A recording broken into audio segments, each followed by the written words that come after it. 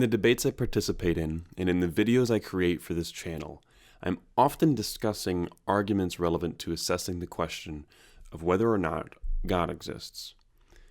When I use the word God, I try to make it as clear as I can that I'm talking about generic monotheism, or classical theism, as it's sometimes called. Of course, this does raise some interesting questions, though. One question I get seems to be motivated by a kind of activist mindset. Why would anybody put their argumentative efforts toward assessing the merits of generic or classical monotheism rather than, say, on Christianity or on Islam?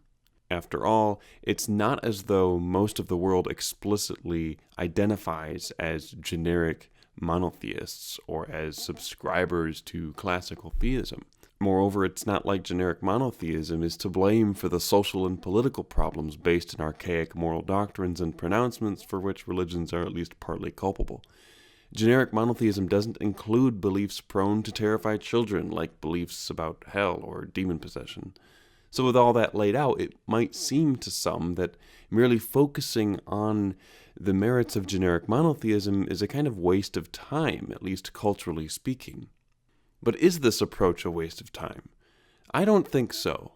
For example, given that Christianity is most often presented as a metaphysical theory consisting of the God of generic monotheism plus a whole bunch of other stuff, including things about Jesus and his resurrection, assessing the merits of classical theism is going to be extremely relevant to the merits of Christianity.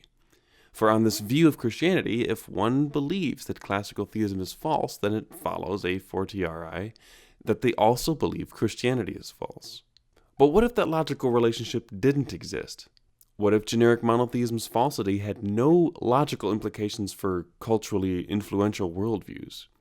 Would it then be a waste of time? I still don't think so. I outright reject the cynical and anti-intellectual notion that philosophical analysis of the merits of an idea is only a good use of time if it is, one, either culturally relevant, or two, done with the ultimate goal of convincing others of it or away from it.